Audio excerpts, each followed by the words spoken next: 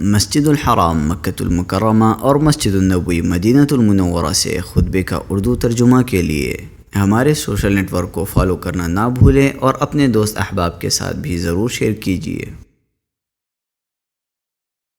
خطبہ جمعہ مسجد الحرام، تاریخ 4 ذوالقعدہ 1446 ہجری بمطابق 2 مئی 2025 عیسوی۔ موضوع: صبر کے میٹھے پھل اور اچھے اثرات۔ خطیب فضیلت الشیخ اسامہ خیاط حفظہ اللہ، ترجمہ حشر الدین مدنی۔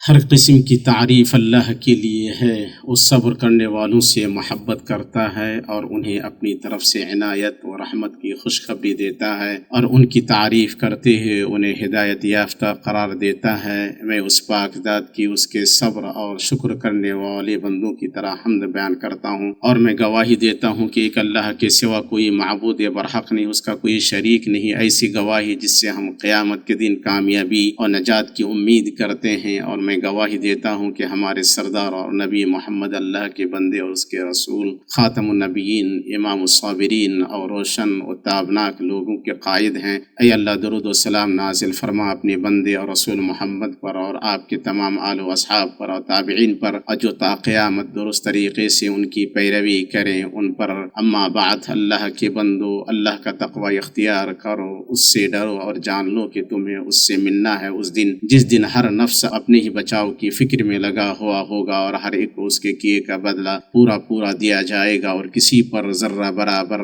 ظلم نہ ہونے پائے گا۔ مسلمانوں، بندے کے اوپر جو متنوع اور متعدد قسم کی مصیبتیں نازل ہوتی ہیں، ان پر جو اثرات مرتب ہوتے ہیں اور جو تکلیفیں پیدا ہوتی ہیں، ان سے زندگی بدمزہ ہوتی ہے اور زندگی کی شفافیت گدلی ہوتی ہے۔ یہ ایک ایسی حقیقت ہے جس سے نظر انداز نہیں کیا جا سکتا، اور اس کا اقرار کیے بغیر کوئی چارہ نہیں، اس لیے کہ مخلوقات کے سلسلے میں یہ اللہ کی سنتیں ہیں جنہیں نہ کوئی بدل سکتا ہے اور نہ پھیر سکتا ہے۔ ان مصیبتوں کے سامنے لوگوں کا طرز عمل مختلف ہوتا ہے۔ جہاں تک بے صبر، کمزور ایمان والے اور ڈاواڈول یقین والے لوگوں کا معاملہ ہے، تو یہ ساری چیزیں انہیں ابھارتی ہیں کہ وہ قضا کی کرواہٹ اور تقدیر کا سامنا جزا و فضا، اکتاہٹ اور ناراضگی سے کریں، جس سے ان کی مصیبت بڑھ جاتی ہے، اور اس مصیبت کی چوٹ ان پر اور سخت ہو جاتی ہے۔ یوں یہ مصیبت بڑھ جاتی اور بڑی ہو جاتی ہے، اور اسے برداشت کرنے سے عاجز آ جاتے ہیں۔ کبھی وہ اپنے نفس پر ظلم کرتے ہیں اور ایسے اقوال و اعمال کا ارتکاب کرتے ہیں جن سے اللہ کے نزدیک ان کے گناہوں کا ذخیرہ بڑھ جاتا ہے، اور اللہ کی ناراضگی میں ان کا حصہ دو چند ہو جاتا ہے، بغیر اس کے کہ ان اقوال و اعمال کا مقدر کے بدلنے یا مصیبت کے ختم کرنے میں کوئی کردار ہو۔ جہاں تک عقل مندوں کی بات ہے تو ان مصیبتوں کے تئیں ان کا موقف یوں ہوتا ہے کہ وہ بلا مصیبت پر صبر کرتے ہیں، رضامندی دکھاتے ہیں اور آنسو بہاتے ہیں۔ وہ وہی اقوال و اعمال انجام دیتے ہیں جن سے اللہ سبحانہ و تعالی خوش ہوتا ہے، اجر بڑھتا ہے، نفس کو سکون ملتا ہے، دل مطمئن ہوتا ہے۔ انہیں اس کی طرف جو چیز بلاتی ہے اور اس پر آمادہ کرتی ہے وہ ہے اللہ کی کتاب میں موجود صبر کا ذکر، اس کے میٹھے پھل کا بیان اور اس کے عظیم اثرات۔ اس میں سے اللہ کی طرف سے صبر کرنے والوں کی یہ تعریف کہ وہی سچے حقیقی معنوں میں متقی ہیں، جیسے کہ اللہ تعالیٰ کا فرمان ہے، اور تنگی مصیبت کے وقت اور جنگ میں وہ صبر کرنے والے ہیں، وہی راست باز لوگ ہیں اور وہی لوگ متقی ہیں۔ اور جیسی اللہ تعالیٰ کا یہ فرمان، یہ لوگ صبر کرنے والے ہیں، راست باز ہیں، فرما بردار اور فیاض ہیں، اور رات کی آخری گھڑیوں میں اللہ سے مغفرت طلب کرتے ہیں۔ صبر کے میٹھے پھل اور اس کے عظیم اثرات میں سے یہ ہے کہ صبر کرنے والوں سے اللہ کی محبت واجب ہو جاتی ہے، اللہ کی انہیں معیت حاصل ہوتی ہے جو ان کی حفاظت، نصرت اور تقویت کا ضامن ہوتی ہے۔ اللہ تعالیٰ کا فرمان ہے، اس سے پہلے کتنے ہی نبی ایسے گزرے ہیں جن کے ساتھ مل کر بہت سے اللہ والوں نے جنگ کی، اللہ کی راہ میں جو مصیبتیں ان پر پڑیں ان سے وہ دل شکستہ نہیں ہوئے، انہوں نے کمزوری نہیں دکھائی، وہ باطل کے آگے سرنگوں نہیں ہوئے۔ ایسے ہی صابروں کو اللہ پسند فرماتا ہے۔ اور اللہ تعالیٰ کا فرمان ہے، صبر سے کام لو، یقیناً اللہ صبر کرنے والوں کے ساتھ ہے۔ صبر کے میٹھے پھل اور عظیم اثرات میں سے یہی کہ اللہ نے بتایا ہے کہ صبر کرنے والوں کے لیے خیر ہے۔ اللہ کا فرمان ہے، لیکن اگر تم صبر کرو تو یقیناً یہ صبر کرنے والوں ہی کے حق میں بہتر ہے۔ صبر کے میٹھے پھل اور عظیم اثرات میں سے یہ ہے کہ صبر کرنے والوں کو بغیر حساب کے لازماً بدلہ ملتا ہے۔ اللہ کا فرمان ہے، صبر کرنے والوں کو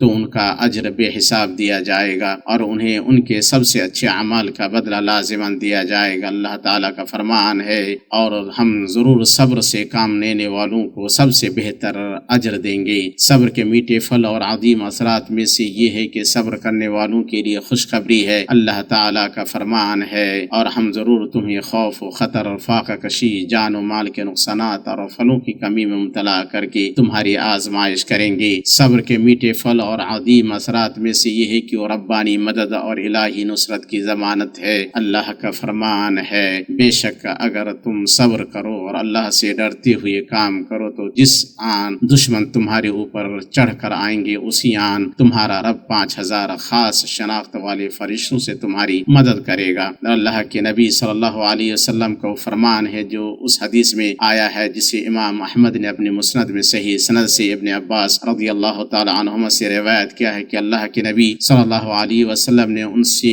کی گئی اپنی مشہور وصیت میں فرمایا، اور جان لو کی مدد صبر کے ساتھ ہے۔ صبر کے میٹھے پھل اور عظیم اثرات میں سے یہ ہے کہ اللہ تعالیٰ نے بتایا ہے کہ صبر کرنے والی ہی اہل عزیمت ہے۔ دنیا و آخرت کی ہر بلائی پانے کے سلسلے میں ان کا حوصلہ سرد نہیں پڑتا۔ اللہ کا فرمان ہے، البتہ جو شخص صبر سے کام لے اور درگزر کرے تو یہ بڑی اولو العزمی کے کاموں میں سے ہے۔ اور یہ بھی ہے کہ اللہ تعالیٰ نے یہ بتلایا ہے کہ نیک اعمال ان کے بدلے اور حصے صبر کرنے والے ہی پاتے ہیں۔ اللہ کا فرمان ہے، مگر جو لوگ علم رکھنے والے تھے وہ کہنے لگے افسوس تمہارے حال پر، اللہ کا ثواب بہتر ہے اس شخص کے لیے جو ایمان لائے اور نیک عمل کرے، اور یہ مقام صبر کرنے والوں ہوں کو حاصل ہوتا ہے۔ اور اللہ کا فرمان ہے، نیکی اور بدی یکساں نہیں ہے، تم بدی کو اس نیکی سے دفع کرو جو بہترین ہو، تم دیکھو گے کہ تمہارے ساتھ جس کی عداوت پڑی ہوئی تھی وہ جگری دوست بن گیا ہے۔ یہ صفت نصیب نہیں ہوتی مگر ان لوگوں کو جو صبر کرتے ہیں، اور یہ مقام حاصل نہیں ہوتا مگر ان لوگوں کو جو بڑے نصیبے والے ہیں۔ اور اللہ تعالیٰ کا یہ خبر دینا کہ نشانی اور عبرتوں سے صبر کرنے والے ہی فائدہ اٹھاتے ہیں۔ اللہ کا فرمان ہے، اور بے شک ہم نے موسیٰ کو اپنے نشانیاں دے کر بھیجا کہ اپنی قوم کو اندھیریوں سے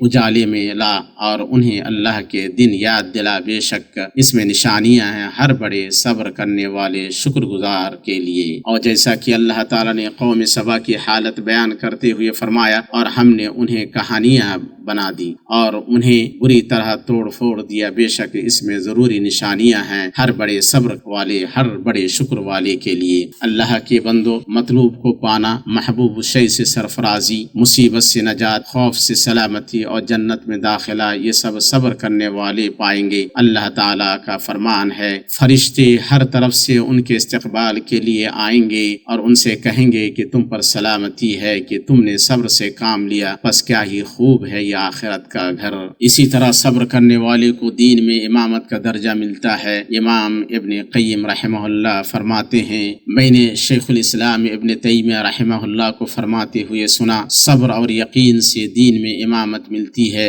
پھر انہوں نے یہ آیت تلاوت کی، اور جب انہوں نے صبر کیا اور ہماری آیات پر یقین لاتے رہے تو ان کے اندر ہم نے ایسے پیشوا پیدا کیے جو ہمارے حکم سے رہنمائی کرتے تھے۔ اس میں کوئی تعجب کی بات نہیں کہ صبر کا وہ عظیم مرتبہ ہے جسے امیر المؤمنین علی ابن ابی طالب رضی اللہ تعالی عنہ نے اپنی اس قول میں بیان فرمایا، ایمان میں صبر کا وہی مقام ہے جو جسم میں سرکہ ہے۔ یاد رہے کہ جس کے پاس صبر نہیں اس کے پاس ایمان نہیں۔ اللہ کے بندو، آدمی صبر سے زندگی میں سب سے اچھی عشرت پا لیتا ہے۔ امیر المؤمنین عمر بن خطاب رضی اللہ تعالی عنہ فرماتے ہیں، سب سے اچھی زندگی ہم نے صبر میں پائی۔ صبر روشنی ہے، جیسا کہ رسول ہدایت صلی اللہ علیہ وسلم نے اپنی اس حدیث میں بیان فرمایا جسے مسلم نے اپنی صحیح میں روایت کیا ہے اور امام احمد نے اپنے مسند میں۔ صبر سب سے اچھا اور سب سے وسیع تحفہ ہے جو کسی بندے کو مل سکتا ہے، جیسا کہ اس حدیث میں آیا ہے جسے امام احمد نے اپنی مسند میں اور بخاری اور مسلم نے اپنی صحیح میں ابو سعید خدری رضی اللہ تعالیٰ عنہ سے روایت کیا ہے، اور الفاظ امام بخاری کے ہیں کہ نبی صلی اللہ علیہ وسلم نے ان انصاریوں سے فرمایا جنہوں نے آپ سے مانگا اور آپ نے انہیں نوازا، پھر انہوں نے مانگا اور آپ نے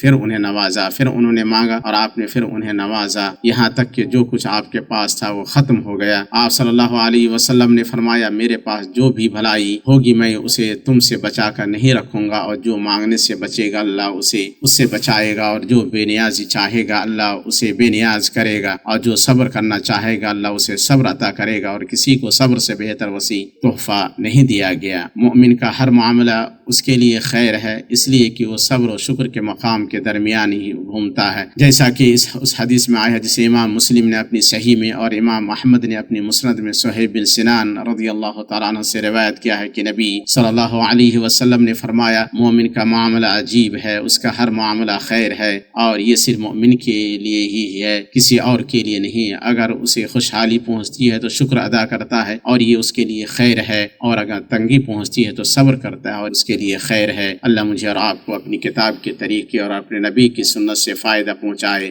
اور میں اپنی یہ بات کہہ رہا ہوں اور عظیم و جلیل اللہ سے اپنے لیے اور آپ کے لیے اور تمام مسلمانوں کے لیے ہر گناہ کی مغفرت طلب کرتا ہوں، بلا شبہ وہ بڑا بخشنے والا مہربان ہے۔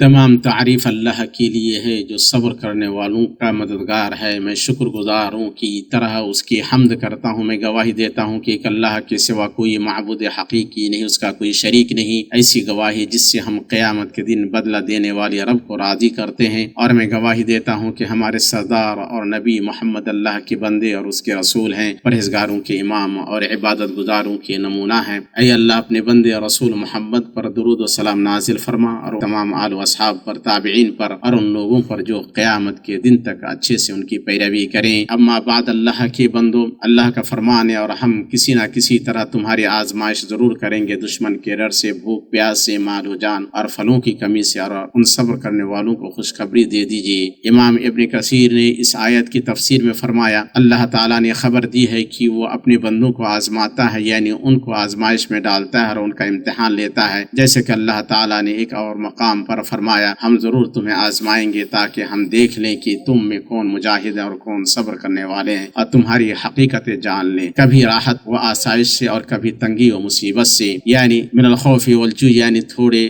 بہت خوف اور بھوک کے ذریعے، اور نقص من الاموال یعنی مال کی کمی سے، اور انفس یعنی جانوں کی کمی یعنی ساتھیوں، رشتہ داروں اور دوستوں کی موت سے، اور ثمرات یعنی پھلوں کی کمی یعنی باغات اور کھیتوں کا اپنے معمول کے مطابق پیداوار نہ دینا، اور اسی طرح کی دیگر آزمائشوں کے ذریعے اللہ اپنے بندوں کو آزماتا ہے۔ پس جو شخص صبر کرتا ہے اللہ اسے اجر دیتا ہے، اور جو مایوس ہوتا ہے اللہ اسے عذاب سے دوچار کرتا ہے۔ اسی لیے اللہ تعالیٰ نے فرمایا اور صبر کرنے والوں کو خوشخبری دے دو۔ پھر اللہ تعالیٰ نے واضح کر دی ہے کہ صبر کرنے والے کون لوگ ہیں جن کی اللہ نے تعریف فرمائی، چنانچہ فرمایا وہ لوگ کہ جب انہیں کوئی مصیبت پہنچتی ہے تو وہ کہتے ہیں ہم اللہ ہی کے لیے ہیں اور ہم اسی کی طرف لوٹنے والے ہیں، یعنی انہوں نے اس کلمے کے ذریعے مصیبت میں اپنے آپ کو تسلی دی اور جان لیا کہ وہ سب اللہ کی ملکیت ہیں، وہ اپنے بندوں میں جیسے چاہے تصرف کرے، اور یہ بھی جان لیا کہ قیامت میں اللہ تعالیٰ کی یہاں رائے کے برابر بھی عمل ضائع نہیں ہوگا۔ چنانچہ ان باتوں کی ادراک نے انہیں اعتراف کرنے پر آمادہ کیا کہ وہ اللہ کے بندے ہیں